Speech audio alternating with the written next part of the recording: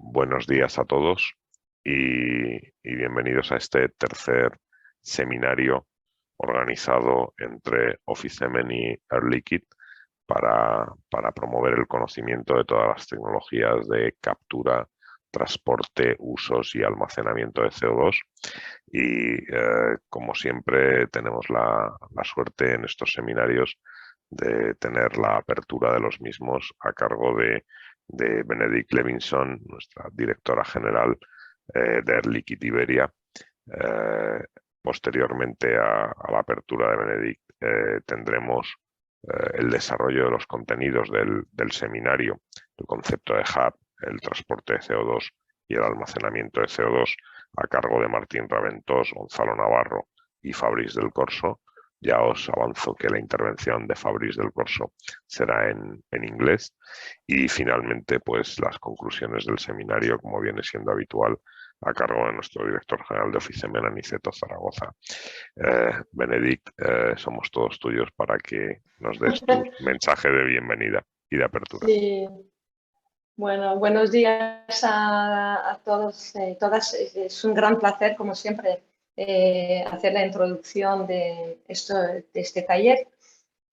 Como lo mencionaba Pedro, es el tercer taller del año, el último.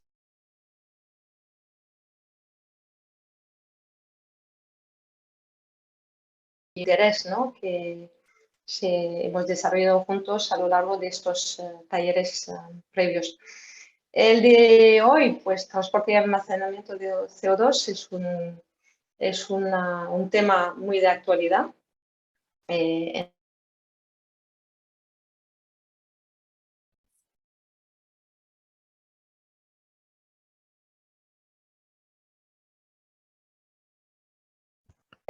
Neutralidad de carbono, de emisiones de carbono.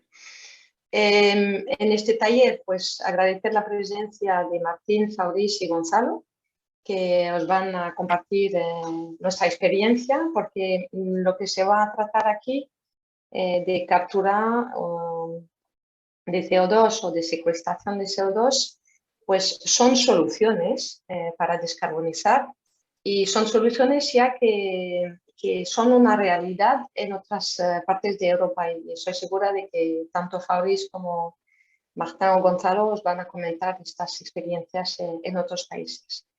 Destacar aquí que tenemos experiencia en toda la cadena de valor. Solemos intervenir en una parte o en la totalidad, dependiendo de nuestro entorno y de los proyectos. Tenemos tecnología de captura que está ya en marcha, por ejemplo, en Normandía, con una planta que se llama la planta de Port-Jérôme. Y nos hemos asociado hace poco en la parte de transporte de CO2 con una compañía que se llama Sogestran, que produce barcos, ¿no? Y entonces poco a poco completamos esta cadena de propuesta para nuestro entorno y nuestros clientes. Y tendremos a continuación de eso, hemos ya planteado con Aniceto y Pedro, diseñar un taller específico sobre la utilización de CO2. ¿Okay? Entonces creo que aquí también Fabrice mencionará algo de esto en su ponencia. Y con esto, pues, desearos de disfrutarlo, de preguntar un montón de cosas, porque creo que es un foro que debe ser muy proactivo, muy de intercambios, porque vuestra experiencia y vuestras preguntas nos ayudan también a crecer y a mejorar lo que estamos haciendo. Entonces, que lo disfrutéis muchísimo. Pedro, otra vez, gracias a Officemen por la organización y haber diseñado con nosotros estos talleres, y que lo paséis muy bien. Y con esto dejo la palabra a mis compañeros, creo. Muy bien, perfecto. Pues muchísimas gracias, Benedict. Y gracias a vosotros también por esta magnífica experiencia que estamos teniendo. Efectivamente, como avanzabas, estamos diseñando un taller de usos ya probablemente para el mes de febrero aproximadamente. Pues sin más dilación, cedo la palabra a Martín Raventós, gerente de propuestas de captura y licuefacción de Air Liquide, para que nos empiece a contar ese primer concepto de hub y de transporte. Así que, Gonzalo. Voy a empezar yo, porque lo tenemos estructurado. Y yo os voy a dejar de trabajar porque sois perfecto. Pues campeones. entonces, hasta luego. Gonzalo Hasta muy Navarro. pronto. Gracias. Venga. Sí, nada, y aprovecho también para agradecer a Benedit su introducción, también Pedro y a Oficemen por la oportunidad para este taller. Pediros también que nos preguntéis un montón de preguntas, que tengamos también un pequeño foro. En la parte del transporte, yo como comercial, pues seguro que me vais a pillar, ¿no? O sea, quiero decir también que tengamos un reto, ¿no? Por parte vuestra con preguntas. Y bueno, aquí, como señalizábamos al principio, el objetivo es mostrar la cadena de valor del CO2. Vamos a ver esta slide como hilo conductor durante la presentación. Va a comenzar Martín con la parte del concepto de hub. Ahora a continuación lo voy a continuar yo con la parte de transporte y finalmente Fabrice y en inglés para el secuestro. Lo dicho, la última vez nos hicisteis preguntas al final, como queráis. Pedro también, si preferís esperar al final o van saliendo preguntas durante la exposición, pues encantados de responderlas o no, porque aquí también... Yo preferiría que al final de la intervención de cada uno de vosotros sea donde hagamos las preguntas, aparte de, por supuesto, un pequeño coloquio final. Venga, perfecto. Entonces, con esta slide también enmarcamos un poco esa propuesta de valor de Air Liquide que mencionaba Benedit, con la tecnología de captura que vimos en el taller de septiembre y con el servicio de captura, con la parte también de transporte, llegando hasta el secuestro de Air Liquide. Y con esto ya también yo hago una pequeña introducción y le voy a ceder la palabra a Martín. Antes también, bueno, traer aquí algunas referencias de desarrollos en los que está involucrado Air Liquide. Luego vais a ver también algún caso concreto durante la presentación, pero estamos en Northern Lights, en Rotterdam, en Amberes, y esto hace también que lo que os estamos mostrando aquí no es solamente teoría, sino que viene también de desarrollos en los que estamos participando. Y con esto, pues vamos a la primera parte, que es la de Hub. Martín. Muy bien, gracias, Gonzalo. Pues bien, un hub de CO2, ¿qué es un hub de CO2? Es en principio es una instalación centralizada y que es compartida por varias fuentes de CO2 y que permite, digamos, recolectar, reunir una cantidad importante de CO2, licuarla, eventualmente purificarla, para luego poder exportarla. Generalmente, el caso más típico es por barco hacia un digamos, reservorio vacío, algún punto apto para su disposición final. Entonces, dentro de un hub, en general, en términos de tecnología, lo que encontramos es algún tipo de tecnología o de proceso para licuar el CO2, grandes cantidades de CO2 a gran escala. Puede haber también algún tipo de purificación, generalmente antes de la licuefacción.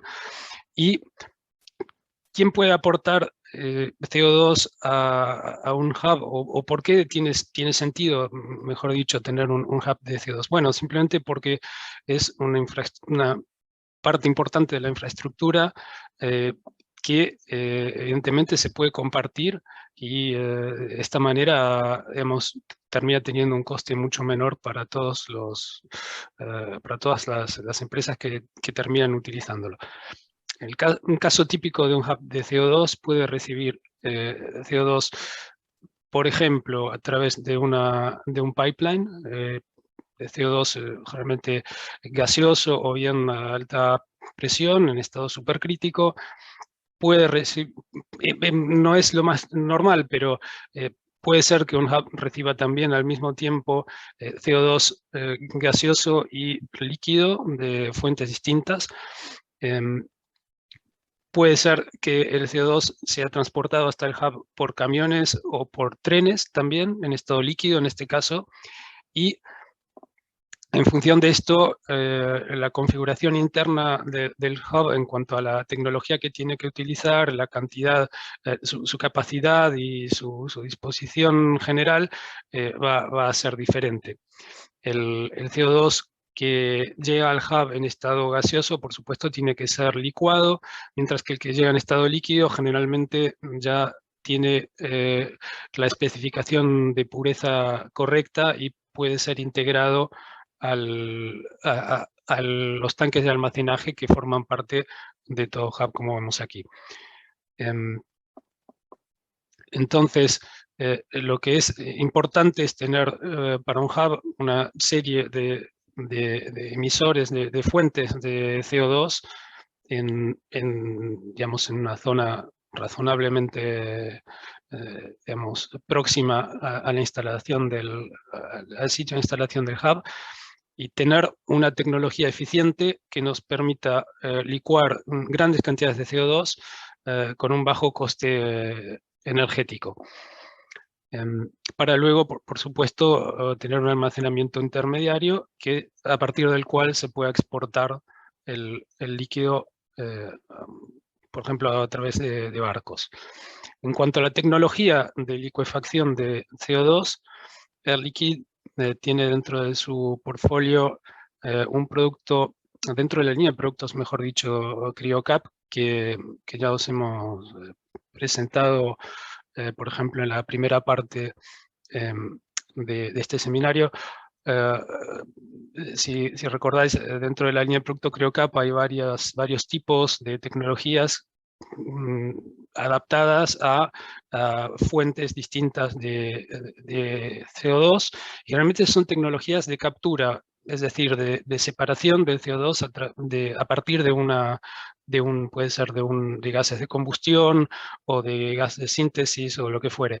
En este caso hay un producto dentro de la línea CryoCap, que es el CryoCap XLL, que no está optimizado para capturar el CO2 o para separarlo, digamos, de una mezcla de gases, sino más bien para licuarlo con el mejor coste energético, con el mejor consumo energético posible.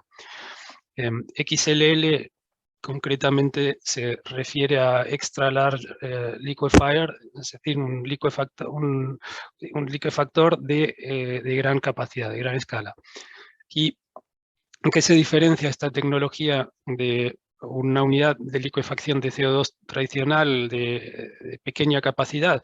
Por ejemplo, las unidades que existen desde hace algún tiempo que se utilizan para licuar cantidades del orden de 100, 200 o un poco más toneladas por día de CO2, en general son unidades que están optimizadas para minimizar el coste de la ingeniería, pero no tanto el consumo eléctrico, el consumo de energía.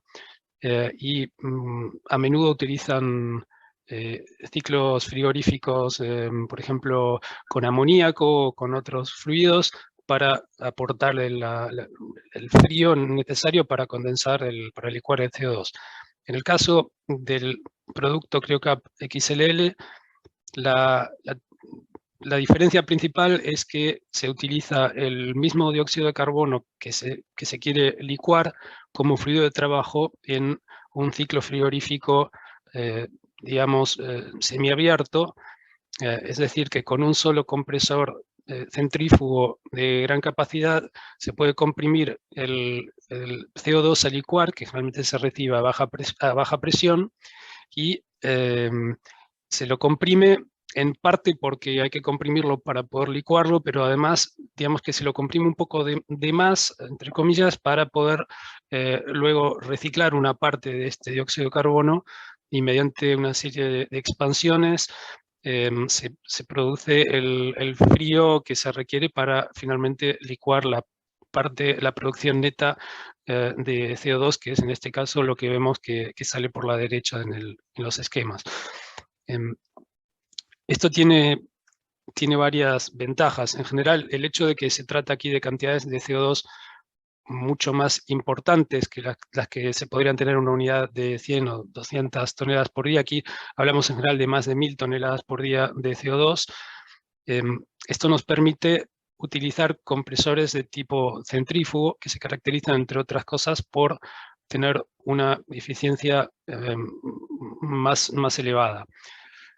Además, el ciclo frigorífico que se utiliza, el hecho de utilizar un ciclo de CO2 transcrítico, es decir, un ciclo en el cual el dióxido de carbono es comprimido por encima de su presión crítica, esto resulta en un ciclo altamente eficiente que nos permite realmente reducir el consumo de energía muy por debajo de lo que tendría una unidad de pequeña escala tradicional, utilizando un ciclo frigorífico al amoníaco, por ejemplo.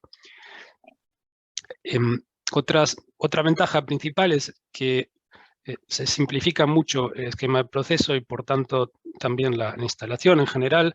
Al haber un solo compresor principal, una sola máquina, incluso la superficie de implantación también es más pequeña, y al evitar otro tipo de fluidos auxiliares para generar frío, como podría ser el amoníaco o podría ser el propano o algún freón o algo por el estilo, aquí se utiliza el mismo CO2, es decir, no hay que aportar ningún fluido externo, no hay nada que se consuma y que haya que ir reemplazando poco a poco, y además es el mismo fluido que, bueno, digamos que el CO2 no tiene más remedio que estar presente aquí, no se está agregando nada extraño, nada adicional, con lo cual se maximiza también la seguridad del proceso. Por supuesto que no hay cosas que no están indicadas en estos esquemas. Antes de poder licuar el CO2, este tiene que atravesar una etapa de pretratamiento que principalmente consiste en un secado mediante un proceso de adsorción sobre algún tamiz molecular o similar.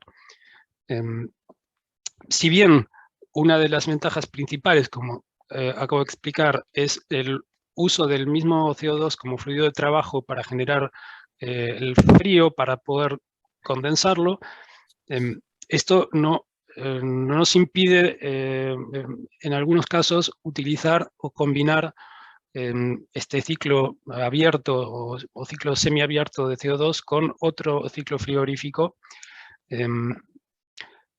cuando esto pudiera ser, digamos, conveniente. Incluso también se puede aprovechar otra fuente fría, por ejemplo, en algunos casos la necesidad de licuar el CO2 coincide en tiempo y espacio con la necesidad de calentar o evaporar gas natural licuado. Entonces, ambos procesos se pueden combinar, se puede crear una integración energética, se puede valorizar el frío del gas licuado para licuar a su vez el CO2. Y esto se puede hacer con o sin un ciclo propio de dióxido de carbono como el que se indica en las figuras aquí. Esta tecnología ya se está utilizando en proyectos actualmente, en particular en Europa, que van desde aproximadamente de las 1000 hasta las 10.000 toneladas por día de CO2, varias etapas con varios grados de avance distintos, varias etapas de ingeniería me refiero, y representa de alguna manera un cambio de paradigma con respecto a lo que se hacía antes para licuar cantidades más pequeñas. O sea, un hub de CO2 que tenga que manejar cantidades del orden de varios miles de toneladas por día no podría ser económicamente interesante con una tecnología como la que se utilizaba antes para licuar 100 o 200 toneladas por día de CO2. Esto permite realmente realizar este cambio de escala de manera eficiente. El diseño de digamos, una planta de CryoCap XLL normal consiste, o mejor dicho, está basada en una entrada de dióxido de carbono a licuar a baja presión y generalmente con algún contenido de humedad. Por eso se lo alimenta a la aspiración del compresor principal.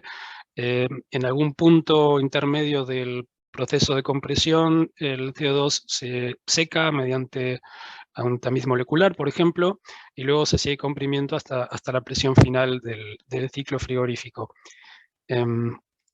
Esto no impide, desde luego, que una planta, una unidad de CryoCap XLL pueda admitir otras fuentes de CO2 que llegan a la planta a presiones distintas, incluso con contenidos de humedad y con impurezas diferentes.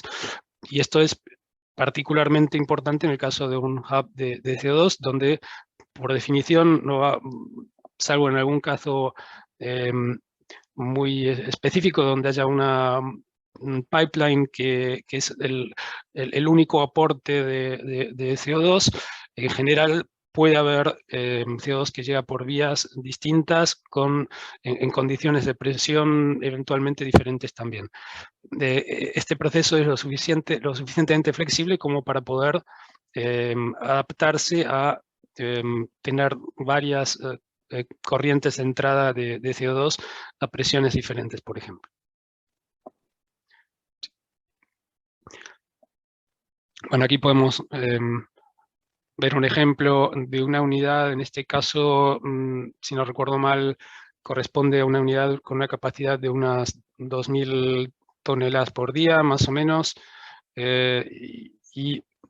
simplemente para mostrar que realmente se trata de unidades que terminan siendo bastante compactas, porque en definitiva hay un solo compresor de gran tamaño, que es el equipo principal, y el resto, la parte fría, la parte criogénica, que consiste principalmente en un intercambiador multifluidos de aluminio, de placas de aluminio, pues no ocupa realmente mucho espacio. Y lo mismo para toda la parte de deshidratación del dióxido de carbono. Todo esto junto termina ocupando menos espacio que el compresor. Y con lo cual la unidad, incluyendo la subestación eléctrica y demás, termina teniendo dimensiones bastante discretas. Pasamos a la siguiente diapositiva. Muy bien. El concepto de hub, como ya lo hemos visto, incluye también, además de un proceso de licuefacción y purificación, incluye, por supuesto, un parque de tanques de almacenaje con capacidad suficiente para absorber el CO2 que recibe el hub en los momentos en los que no lo está exportando, porque, bueno, exportar, por ejemplo, por barco, evidentemente es un proceso discontinuo y que se realiza de manera intermitente. Durante la mayor parte del tiempo el hub está acumulando CO2 y luego lo evacúa, lo exporta a un caudal instantáneo digamos, muy superior en periodos cortos de tiempo. Y este almacenaje intermedio de dióxido de carbono generalmente admite tres posibilidades, tres configuraciones o tres, digamos, geometrías. La más común es la de los cilindros, que pueden ser horizontales o verticales, y para capacidades un poco mayores se ven con más frecuencia recipientes esféricos. Vale aclarar que en todos estos casos se trata de recipientes a presión. El almacenaje generalmente se realiza a presiones que van de los 7 bares como muy poco hasta 16 en general, siendo 16 incluso más frecuente que 7, y en todos los casos se trata entonces de recipientes a presión, en general construidos en acero al carbono para baja temperatura, con un aislamiento térmico externo y nada más exótico que eso. Es decir, no se trata de recipientes con doble pared, con vacío en el medio, ni nada por el estilo. La temperatura a la cual se almacena el dióxido de carbono, por supuesto, es la temperatura de equilibrio a la presión, a la presión de operación, que en el caso de un almacenaje a 16 bares se tratará de más o menos unos menos 27 grados, y en caso de un almacenaje a baja presión estaríamos hablando de unos menos 50 grados más o menos. En particular, un almacenaje de baja presión podría requerir alguna metalurgia un poco más cara que un simple acero al carbono para baja temperatura, pero en el caso de los tanques que operan a 15 o 16 bares, se trata siempre de materiales más o menos normales.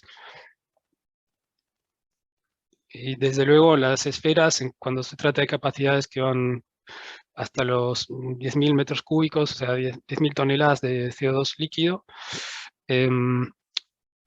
la esfera ofrece la ventaja de que para grandes volúmenes se requiere un mínimo de espacio, de superficie de implantación en general. El montaje se realiza in situ, o sea, se transportan las placas y se termina, por lo general cuando son de gran tamaño, se terminan soldando e instalando en el mismo sitio de instalación. Mientras que los cilindros en general se transportan ya prefabricados, se terminan luego instalando e interconectando.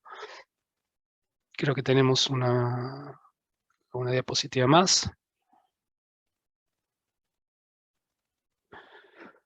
Un ejemplo para ilustrar el concepto de un hub de CO2 lo tenemos en la zona de Amberes.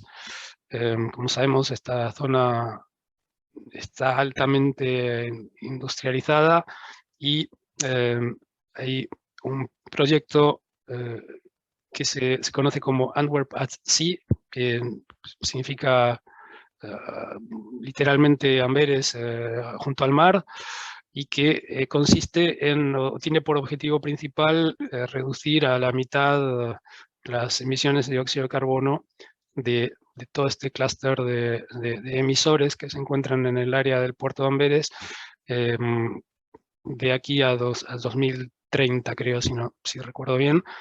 Este proyecto está llevado a cabo por un consorcio de varias empresas, entre las que participa Air Liquide, y concretamente Air Liquide aporta tecnologías tanto en algún caso específico para la captura de CO2, como sobre todo para el hub final, que es el que va a recibir todo el CO2 capturado de las fuentes a través de una línea troncal, de una pipeline de CO2, y que lo va a licuar para poder exportarlo luego por barco hasta un sitio de secuestración final offshore en el Mar del Norte. Este caso se trata justamente de un ejemplo de implementación de la tecnología CryoCap XLL con una capacidad total de 28.000 toneladas por día. Vale aclarar que esta capacidad no se va a alcanzar desde el primer día, sino que el enfoque es más bien de ir instalando trenes de 7.000 toneladas por día que finalmente terminarán operando en paralelo. Es un proyecto que cuenta con subvenciones del CEF y de Innovation Funds, y que se encuentra en una, digamos, ya en una etapa de finalización de la fase FEED, con una decisión final de inversión que se espera para fin de este año.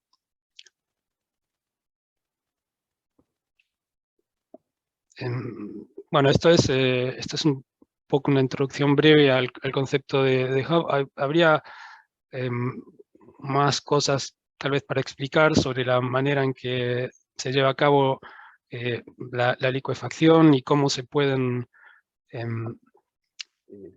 digamos, gestionar cómo se puede gestionar la recepción de varias fuentes distintas de CO2 en condiciones diferentes, de qué manera se puede garantizar una calidad uniforme en el producto final que se exporta, o hasta qué punto conviene ponerse de acuerdo de antemano sobre la calidad del CO2, la calidad que debe, con la que se debe enviar el CO2 al hub para que éste sea admitido. Son evidentemente temas complejos y muy interesantes, pero que excederían un poco el tiempo que tenemos, que tenemos hoy aquí. Así que yo creo que con esto estaría terminando mi parte, y desde luego si tenéis preguntas, pues este es el momento. Muy bien, pues preguntas para Martín. Yo tengo, para romper el hielo, una pregunta. Venga, Pedro. Has explicado precisamente un tema que es de los delicados, cuando se habla de estas tecnologías, que es el tema o las bondades que tiene el hub a la hora de rebajar el concepto del consumo energético para el transporte y el almacenamiento, porque se pueden utilizar equipos más eficientes en la compresión del CO2. ¿no? ¿Tenéis alguna evaluación o estimación sobre qué ahorro, qué reducción de consumo energético se puede conseguir por el hecho de hacer una primera compresión no tan potente en los lugares de captura para facilitar un primer transporte hasta el punto del hub, donde ya sí que se produce la mayor compresión a nivel almacenamiento, que es a lo que evidentemente pues transportas ya o bien en ceoducto o bien en barco para la inyección? ¿Tenéis alguna estimación de ahorro por ese concepto de hub? Sí, no es fácil dar un valor de validez general, digamos, porque por supuesto dependerá de muchos factores, pero por ejemplo, para daros una idea de lo que se gana, al menos en cuanto a, solo si uno considera únicamente la licuefacción del CO2, lo que se puede ganar entre una tecnología tradicional que utiliza un ciclo frigorífico auxiliar al amoníaco o al propano, por ejemplo, de baja capacidad, es muy importante. Por ejemplo, una unidad de este tipo, de estas pequeñas que utilizan el ciclo de amoníaco, puede consumir fácilmente, solo para purificar y licuar el CO2 que ingresa a baja presión y húmedo, podría consumir fácilmente hasta, digamos, 200 kilovatios hora por tonelada, mientras que el mismo tipo de dióxido de carbono, baja presión, húmedo, pero licuado en cantidades más importantes en una unidad utilizando esta tecnología de CryoCap XLL, pues puede consumir en el orden de 100 kilovatios hora por tonelada para hacer exactamente lo mismo. Esta no fue exactamente tu pregunta, porque claramente no se trata solo de comparar dos tecnologías de licuefacción, sino de en qué manera se puede ahorrar, en qué manera un emisor o un productor, digamos, entre comillas, de CO2 puede ahorrar si se integra a un hub. Esa pregunta es un poco más difícil porque desde luego un emisor tiene que también comprimir el CO2 para poder como mínimo inyectarlo en el hub. Pero la buena noticia es que la mayor parte de la presión del CO2 en un pipeline de transporte de CO2 en realidad no se pierde del todo. ¿Y qué quiero decir con esto? Quiero decir que evidentemente habrá una pérdida de carga, una pérdida de presión asociada al transporte en sí mismo, sobre todo si se trata de una distancia muy importante, pero transportar CO2 por una tubería de varios kilómetros, en definitiva, garantiza que uno está llegando al hub no a presión atmosférica, sino a una media o alta presión que se puede valorizar, se puede utilizar al momento de licuar el CO2 para bajar aún más el consumo eléctrico final. Esto quiere decir que, por ejemplo, si un emisor tiene que gastar digamos, unos 60 u 80 kilovatios hora por tonelada de CO2 solo para comprimirlo e inyectarlo en el hub, luego, si este CO2 llega al hub a alta presión, el consumo es realmente muy bajo. Es decir, que podríamos estar hablando del orden de otros 60 kilovatios hora solo para terminar de licuarlo y purificarlo. Y en total estamos hablando de un consumo que es equivalente al que tendríamos en una unidad de pequeña capacidad para licuar, pero aquí está incluido el transporte. O sea que sin dar un porcentaje exacto, el coste de energía realmente se reduce muchísimo, sobre todo porque incluso generalmente el problema con un pipeline de grandes dimensiones es su inversión inicial, es el CAPEX, que es generalmente muy elevado, pero en la medida en que se lo comparte, entre comillas, entre un gran número de utilizadores, este coste proporcionalmente se vuelve más bajo y más fácil de abordar. Con lo cual, en realidad esto es lo que hace posible el concepto del hub. Si tuviéramos un proceso que en sí mismo estuviera consumiendo 200 kilovatios hora por tonelada, esto ya casi no sería realmente posible. O sea, precisamente un poco la pregunta mía iba en ese sentido. Estamos acostumbrados a ver que, voy a dar cifras orientativas, pero para llegar a esas presiones de 70 atmósferas aproximadamente, que son las más razonables o adecuadas para poder hacer la inyección geológica, pues estamos en entornos, dependiendo de tecnologías y volúmenes, pues entre 200-250 kilovatios hora por tonelada de CO2 en el conjunto, claro, de la energía para esas compresiones, ¿no? Claro, sí. En general, efectivamente ese es el caso cuando se comprime a muy alta presión, pero claro, el concepto de un hub, generalmente, sobre todo si la zona de influencia es, digamos, del orden de 20, 30, 50 kilómetros, incluso un poco más, no necesariamente se debe transportar el CO2 a muy alta presión. Claro. Uno podría transportar fácilmente a 30 o 40 bares. Eso es. Perder unos 5 a 10 bares igual en el camino y llegar al hub con una presión que es 30. Totalmente utilizable para la licuefacción.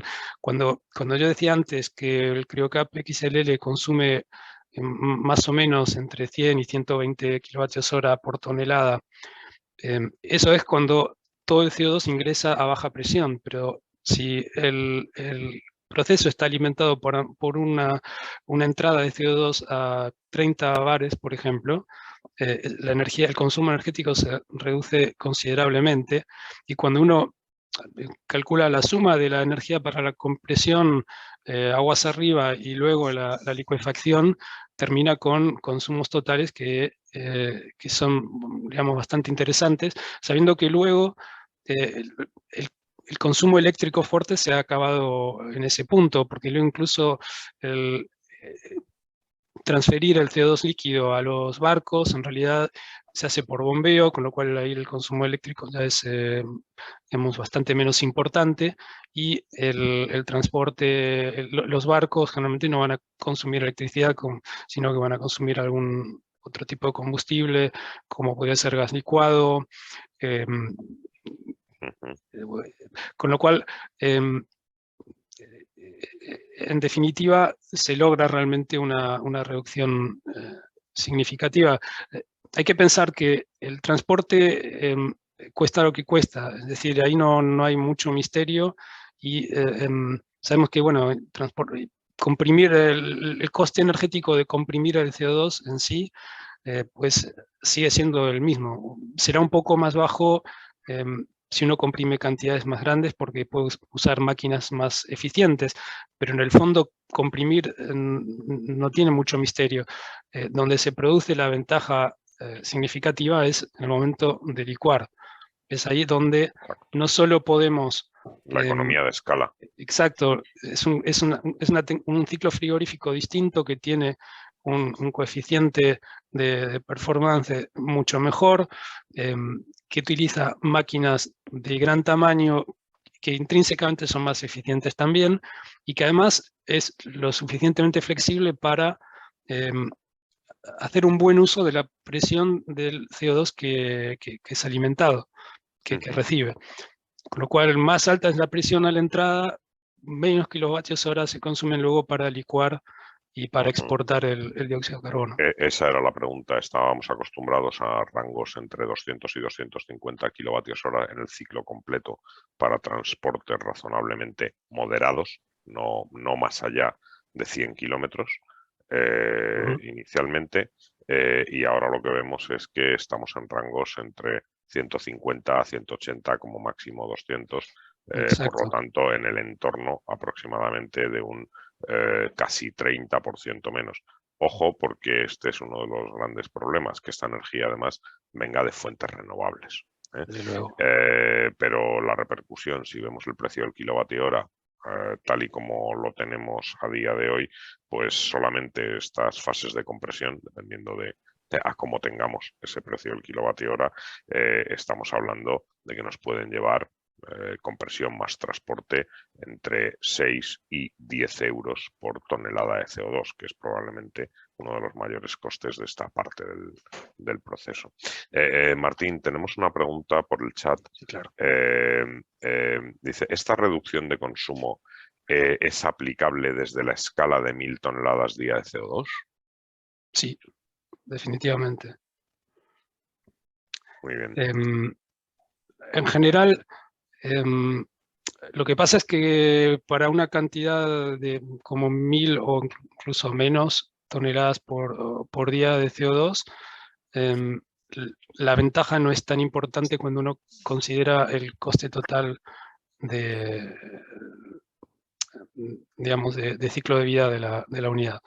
Es decir, que cuando tiene en cuenta el consumo eléctrico y la inversión inicial, hay un punto que se encuentra aproximadamente, o al menos esto era con los costes de energía que teníamos hasta hace no mucho tiempo, y hay un punto en el cual ambos enfoques podrían ser más o menos comparables en cuanto a euros por tonelada, teniendo todo en cuenta. Y en general esto se encuentra alrededor de las entre 800 y 1000 toneladas por día.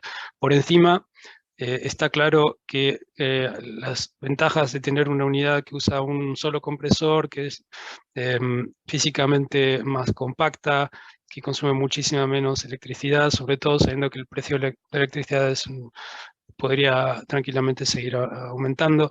Y además, ya el precio actual ya se vuelve más conveniente en cuanto a ciclo de vida. Pero la diferencia en cuanto a consumo eléctrico tiene que ver principalmente con un ciclo frigorífico distinto, con una optimización del intercambio de calor, el hecho de utilizar estos intercambiadores de placas de aluminio que permiten intercambiar calor entre varios fluidos en una misma unidad compacta con muy baja aproximación de temperatura. Esto intrínsecamente resulta en un proceso mucho más eficiente. Y luego está la eficiencia, digamos, politrópica del compresor, que será mejor en líneas generales cuanto más grande sea la máquina, pero que el hecho de pasar de una unidad pequeña que probablemente va a utilizar un compresor a tornillo para comprimir el CO2 y otro igual para comprimir el fluido de trabajo del ciclo frigorífico, a pasar a otra tecnología que utiliza un solo compresor centrífugo, aunque sea de 1000 toneladas por hora, la diferencia en cuanto a consumo eléctrico, ya estamos hablando de bajar de 180 a 115, 120 o 110 como mínimo. Esto depende también, por supuesto, de la temperatura ambiente, en definitiva, ¿no? Porque cada vez que hay un ciclo frigorífico, en algún momento hay que evacuar calor hacia el medio ambiente, y puedes hacerlo en un sitio donde el agua de enfriamiento está disponible a 20 grados o no es lo mismo que hacerlo si el agua está disponible a 45 grados, por supuesto. Pero hay un cambio hay una diferencia bastante importante de todas formas. Muy bien. Pues pasamos entonces al siguiente bloque, si os parece. Muy bien. Pues vamos a hablar del transporte. Aquí podemos ver la slide también inicial que hemos utilizado. Martín ha estado comentando la parte aguas arriba de captura, de almacenamiento, y comentar que para el transporte pues hay básicamente dos opciones, tubería y barcos, ¿no? Por ejemplo. El tema del transporte es un tema crítico en la cadena del CCS, aunque normalmente recibe una atención menor que otros puntos, y presenta distintos retos técnicos y operacionales. Implica también la cooperación entre distintos grupos de interés e industrias. Por mencionar diferencias, y luego nos centraremos en barcos, entre tuberías y barcos, ¿no? Pues, por ejemplo, para largas distancias, un poco el mensaje clave es para largas distancias y cantidades también más pequeñas, la mejor alternativa son los barcos. Para distancias más cortas, la mejor alternativa puede ser una tubería. ¿Qué ocurre con las tuberías? Pues que necesitan un CAPEX muy alto, aunque luego el OPEX es más bajo, y que a partir de una determinada distancia pues hace inviable, ¿no? También. Por otro lado, también se requiere con una tubería de un suministro continuo para el CO2. Con los barcos se tiene un CAPEX inferior y también más flexibilidad. En cuanto a las opciones para el transporte, pues hay también un caso óptimo que se trata, ¿no? De recuperar tuberías de crudo para el transporte de CO2, ¿no? Y esto pues sería un caso óptimo. Entonces, respecto del transporte de CO2, Martín lo ha comentado antes en la parte del hub, podemos ver un poco la situación actual, ¿no? de oferta, si queréis ver así, de Air Liquide o de productos disponibles. Hay distintos modos para transportar el CO2, desde contenedores. Estamos hablando de cantidades como 7, 20 toneladas por ferrocarril. La cantidad aumenta un poquito, hasta 60 toneladas por vagón. Y luego barcazas, ¿no? Podéis ver ahí en la foto pues un barco, una barcaza, donde la cantidad en realidad estamos hablando de 1000, 8000 toneladas. Y luego hablaremos también de las condiciones del CO2 para el transporte de baja, de más alta presión, pero hablamos de 15 bares, ¿no? Entonces, esto realmente para el desarrollo de la cadena del CCS es una talla pequeña. Se necesitan barcos más grandes, ¿no? Entonces, aquí comentaros Air Liquide ha hecho un acuerdo, una asociación con una empresa de barcos que se llama Sogestran y que está en el norte de Francia, en Le Havre, para el desarrollo conjunto de barcos para el transporte de CO2.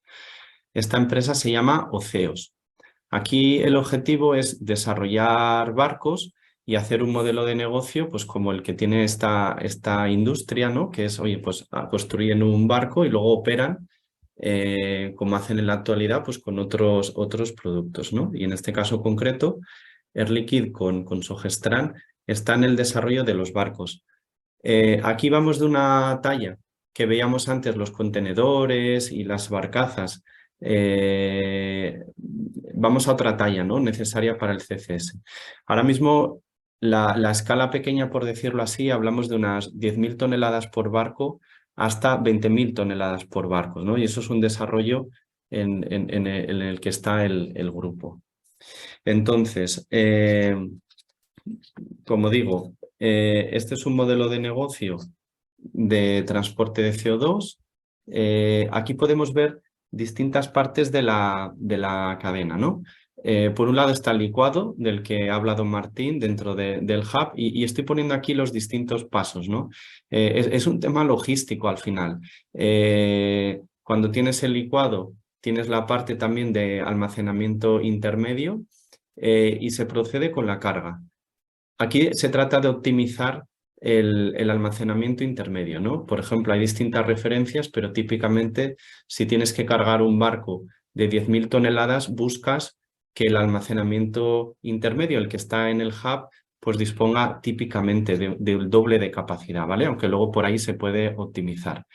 Está el propio transporte por barco, está también toda la parte de operaciones en el puerto, etcétera.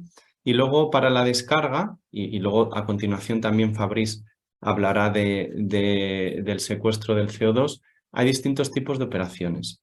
Si esta descarga es onshore, descarga, almacenamiento y gasificación, o si es offshore, pudiendo ser directa, con la gasificación y la descarga, o con un almacenamiento previo. ¿Vale? Para ilustrar los distintos pasos que tiene el transporte de CO2. Entonces, mencionar las condiciones para el transporte, ¿no? Entonces, en la literatura hay un cierto consenso sobre que el óptimo está cerca del punto triple. Aquí podéis ver en azul este punto óptimo que corresponde a 7 bares y 50 grados bajo cero.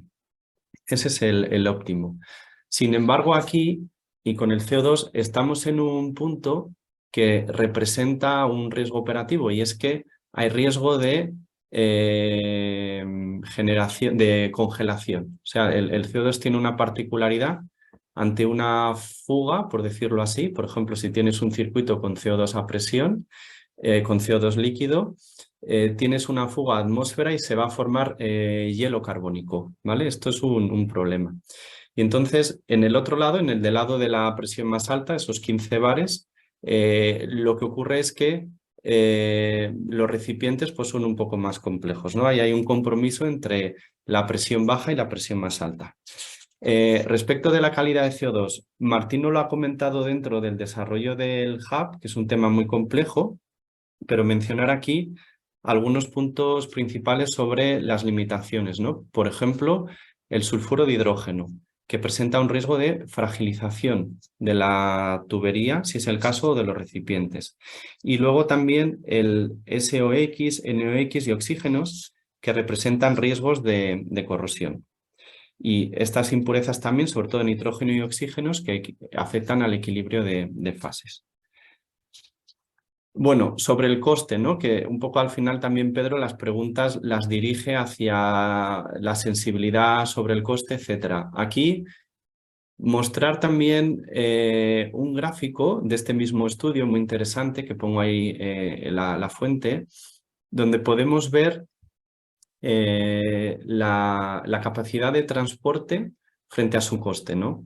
Y vemos más o menos una tendencia que significa que también hay economía de escala, que a talla más pequeña aumentan el coste del transporte, ¿no?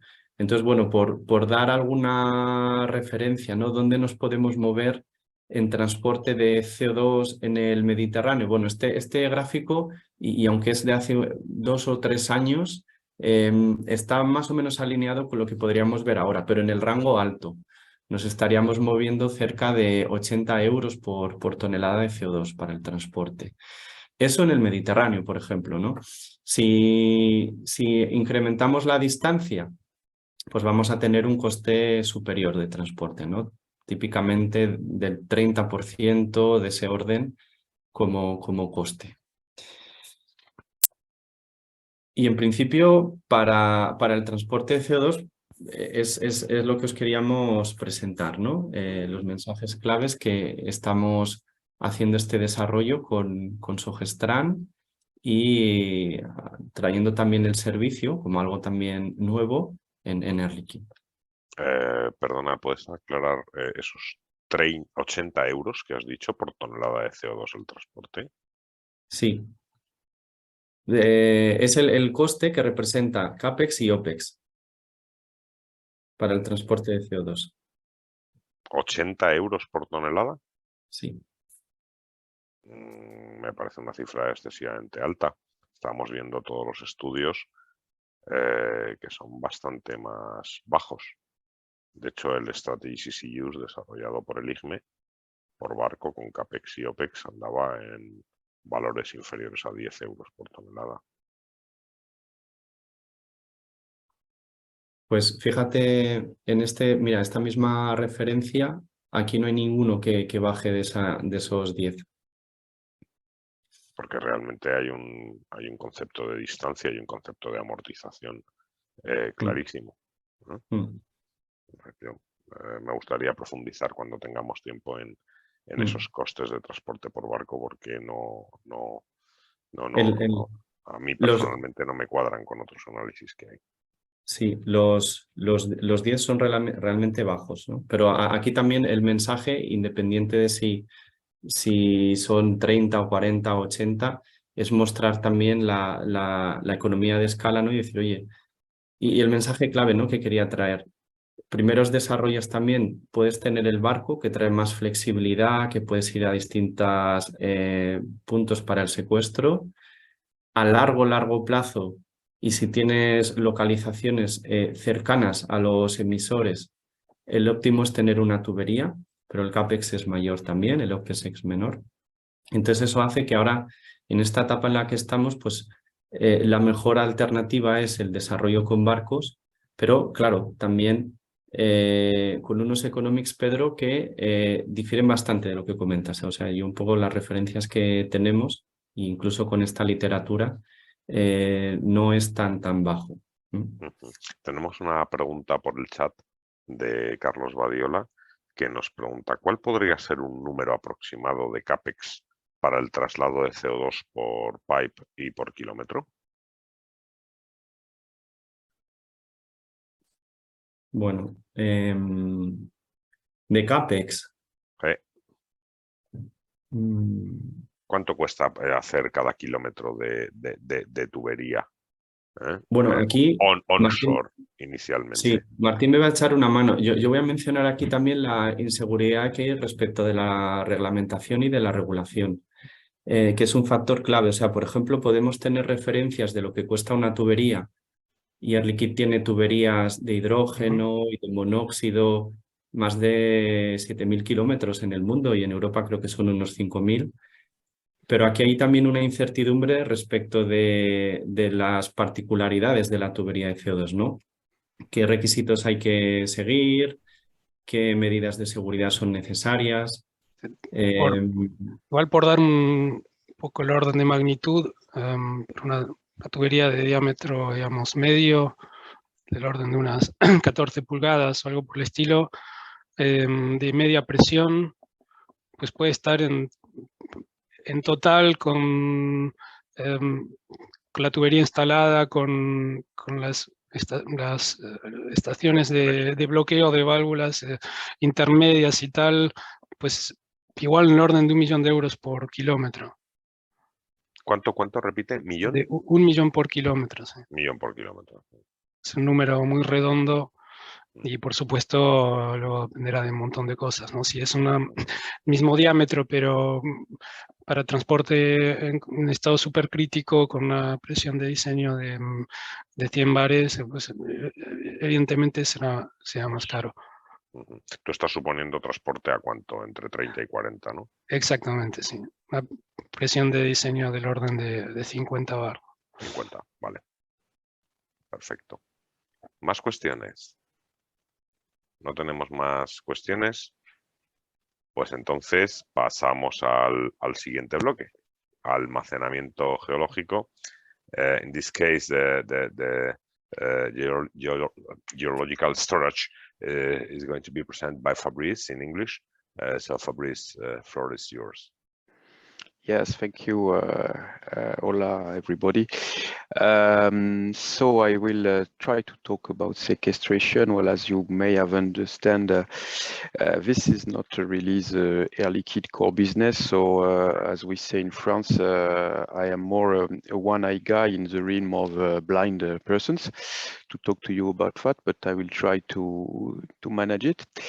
So I will make a Air Liquide experience.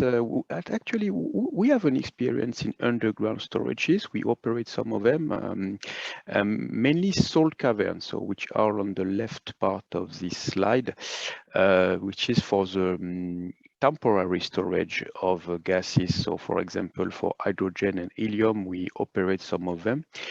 On the contrary, the CO2, let's say, permanent storage is foreseen in the geological formations, which are on the right part of this slide. So on depleted gas field and aquifers. And so Air Liquide is not in this part. In the next slide, you will please, if we can go to the next one. Yes, just show you. So there are existing for our experience, for example, in hydrogen storage caverns.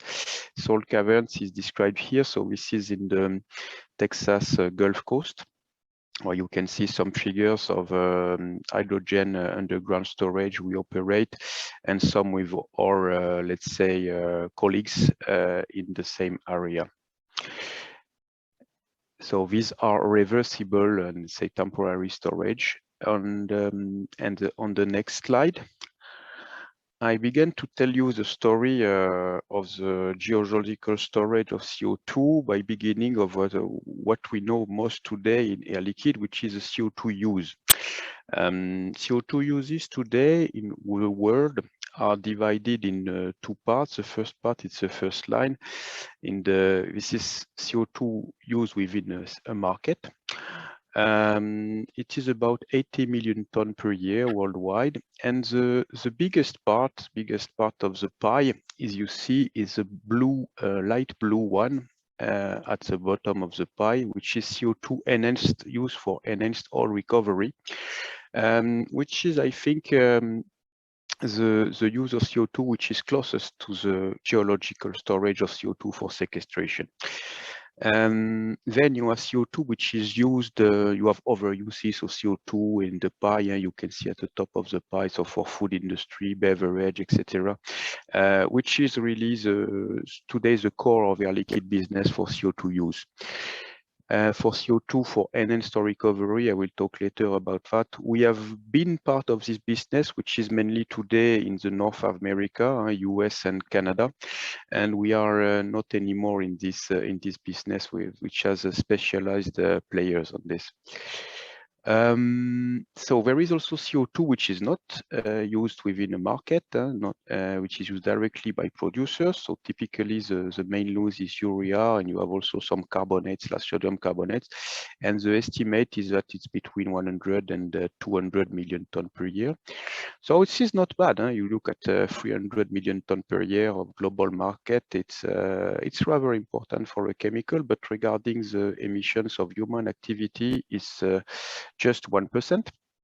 So that's why it's difficult to rely only on CO2 use to manage the climate change. On the other point is that most of CO2 uses are not, some of CO2 uses can lead to what I call a sequestration or a permanent storage of CO2. For example, if you use CO2 to make a calcium carbonate, and this is recognized by the European Union, you can consider that it is really sequestrated and stored for the long term, meaning more than hundreds or maybe 1,000 years. At least you need to put really a strong amount of energy to remove it from chemicals like calcium carbonate, because you know it as cement maker. You need to heat it at I think about 1,000 or 1,500 degrees Celsius. So some uses of CO2 are leading to sequestration, and some minor ones and today, and some not. That's why geological sequestration is more today foreseen for massive CO2 sequestration. And on the next slide, I think that an intermediate concept, which is not anymore a concept, it's a reality in the USA since the 1970s, is enhanced oil recovery.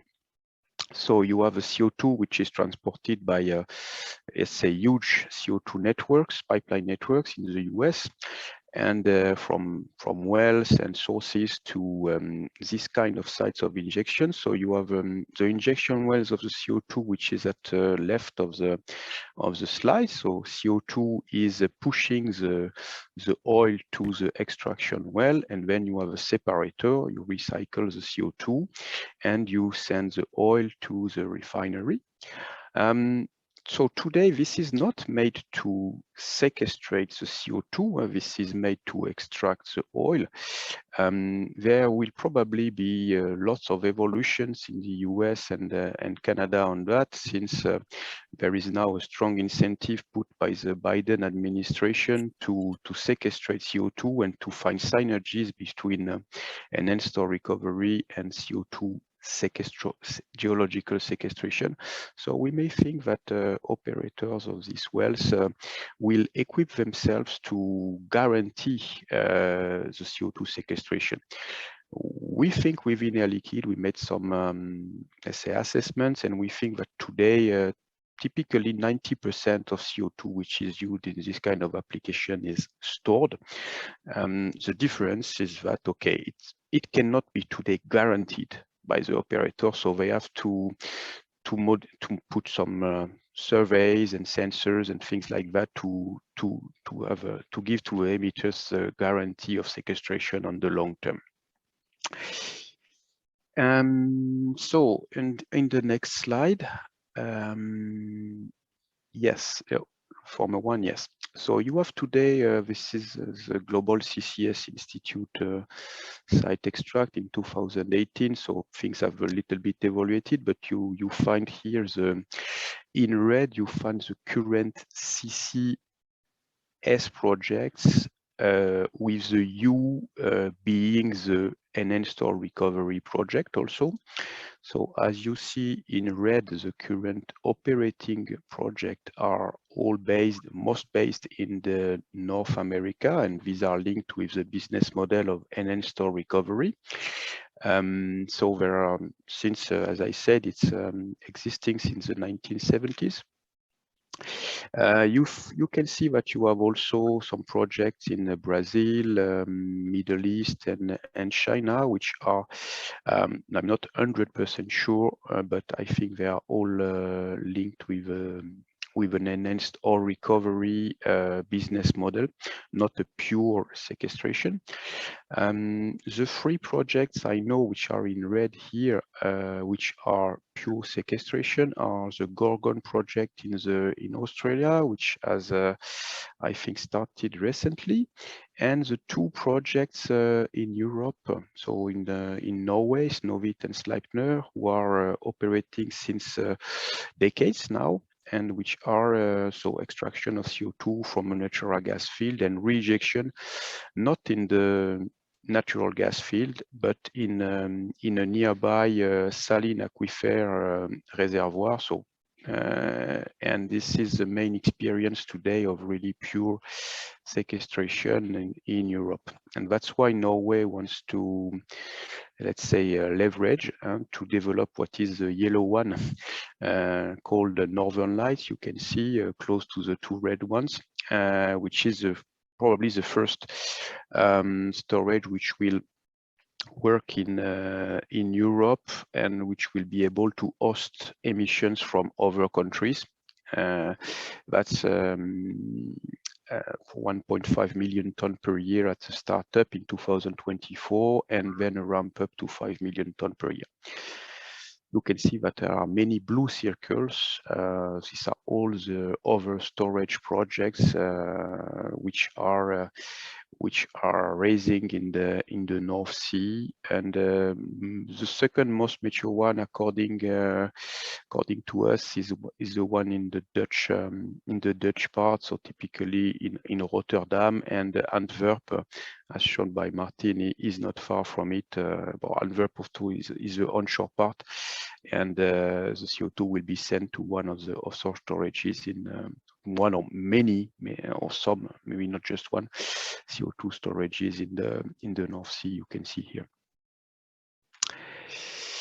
So if you can go to, yeah, so this is a global vision. I think we already talked about that. This is a typical European vision of a CCS chain. On the contrary, as you saw it in other countries, the onshore storages are more foreseen. There seems to be a significant difference in the cost of an onshore versus an offshore storage. So the choice of Europe is mostly driven from social acceptance reasons.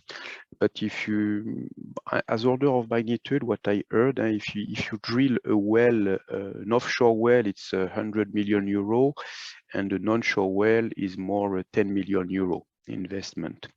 So that's why we have rather high, let's say, cost of storage in Europe. We have new infrastructures, and offshore wells, as in the US, they can leverage on existing infrastructures, and they accept onshore wells.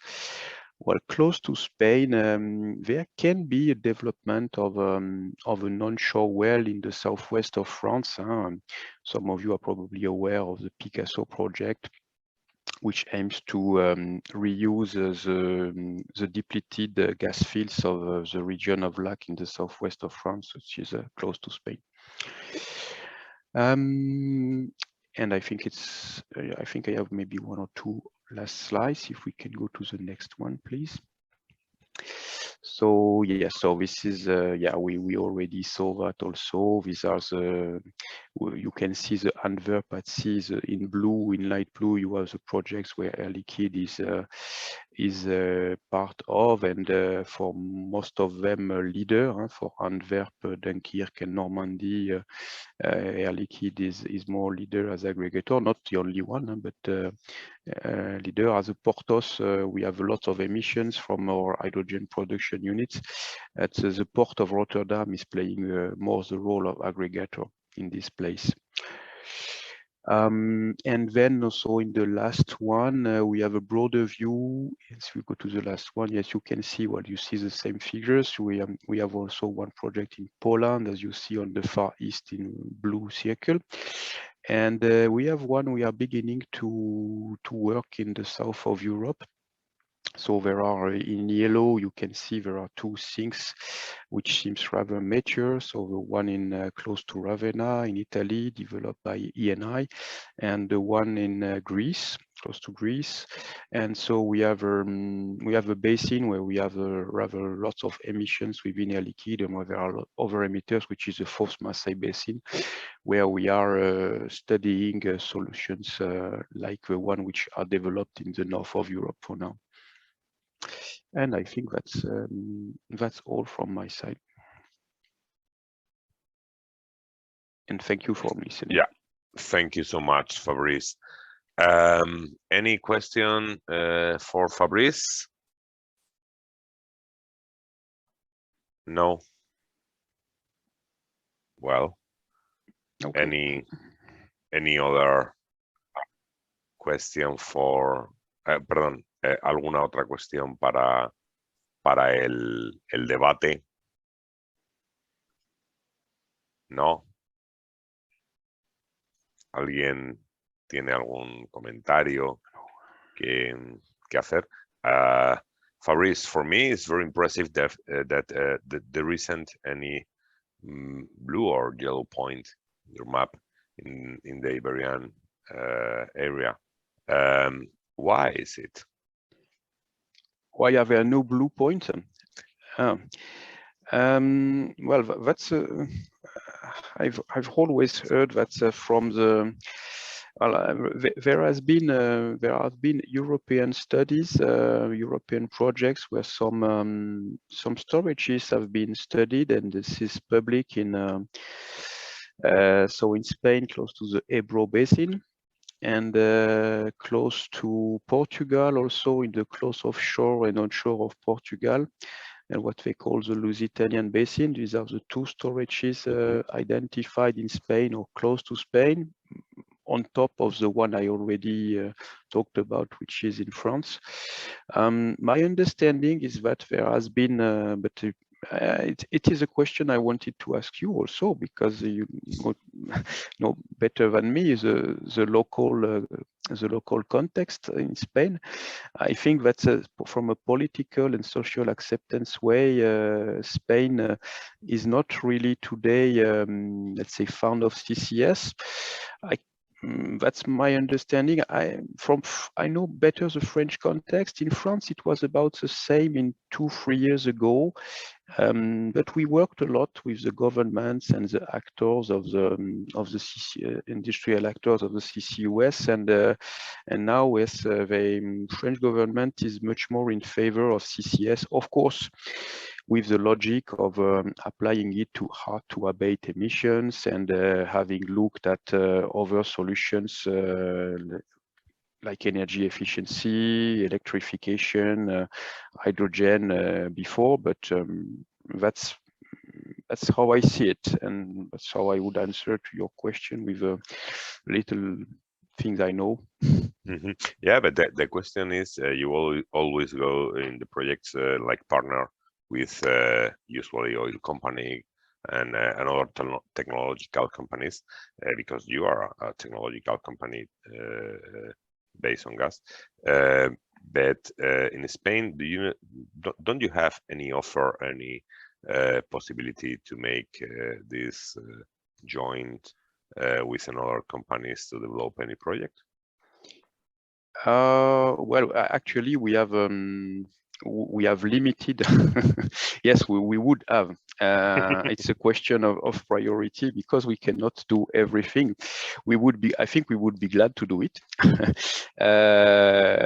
It's and the recent, I think the recent work we do with in the more focused in the south of France, in the Fosse Marseille basins, leads us to think that we can find synergies with the Spanish, at least on the Spanish emitters, at least on the Mediterranean side.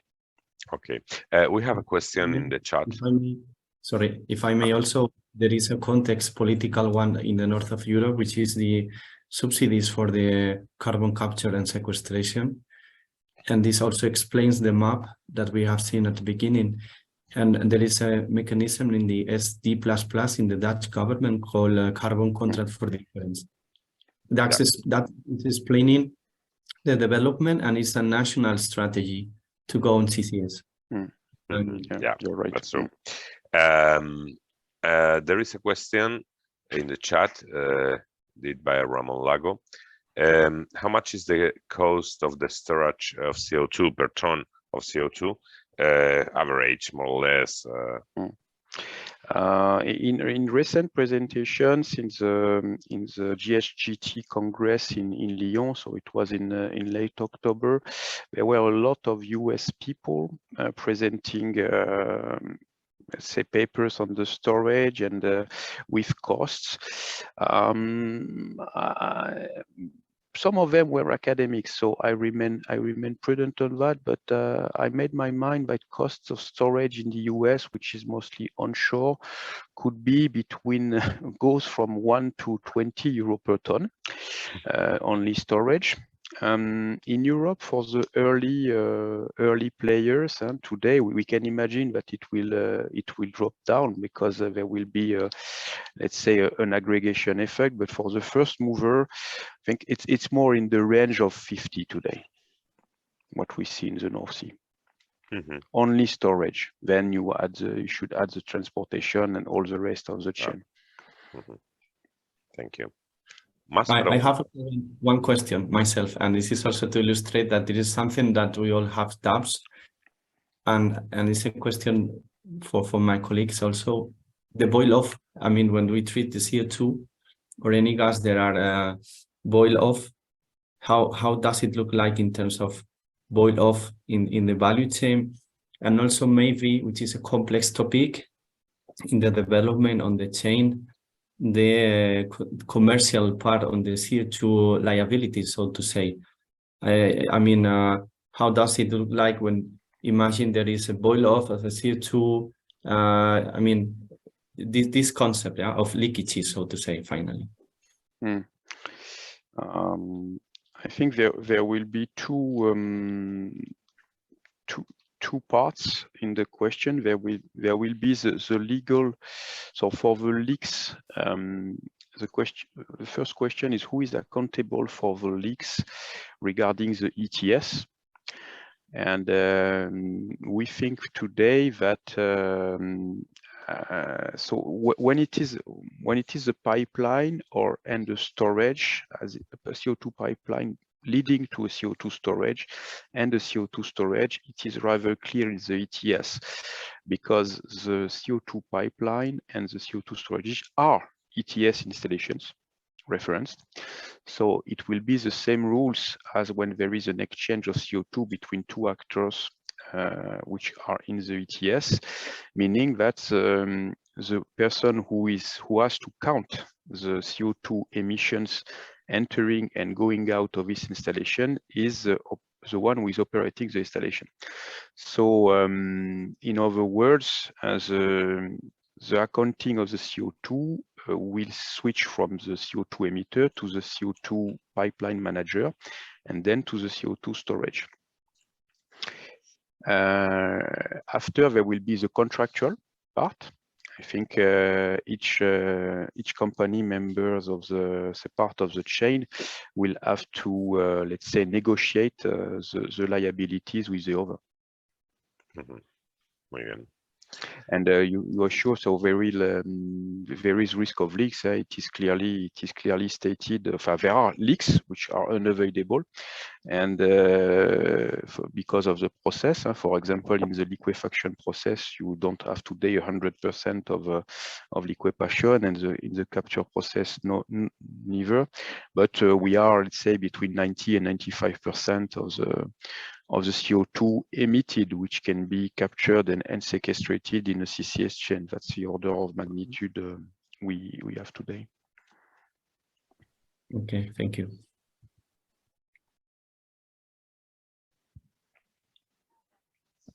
Perfect. Thank you so much, Fabrice. Bueno, estamos llegando ya al final del seminario. Algunos de vosotros nos habéis dicho que seminario de hora y media es una cifra de tiempo adecuada para mantener la concentración. El seminario ha estado atendido por personas de todas las empresas cementeras, y estaba comprobando. Aniceto, no estás todavía conectado, ¿verdad? Vale, estaba comprobando por teléfono porque Aniceto tenía un problema hoy, y es que tenía una reunión en el ministerio. Entonces, bueno, pues si os parece, voy a proceder yo a clausurar. Las principales conclusiones, aparte de ver las tecnologías y la ventaja que ofrece el concepto de hub a la eficiencia energética y a la reducción de costes, probablemente es que podamos evaluar y bueno, tendremos que hablar un poquito más en detalle, Gonzalo, sobre los costes de transporte, pero tengamos muy claro que, en primer lugar, hay unos costes que a veces van ligados al transporte, pero que realmente son costes energéticos de la compresión, en uno o en dos escalones, dependiendo del modelo a tratar, el coste puro del transporte y, por otro lado, el coste del almacenamiento, que es el que requiere luego probablemente menor coste energético.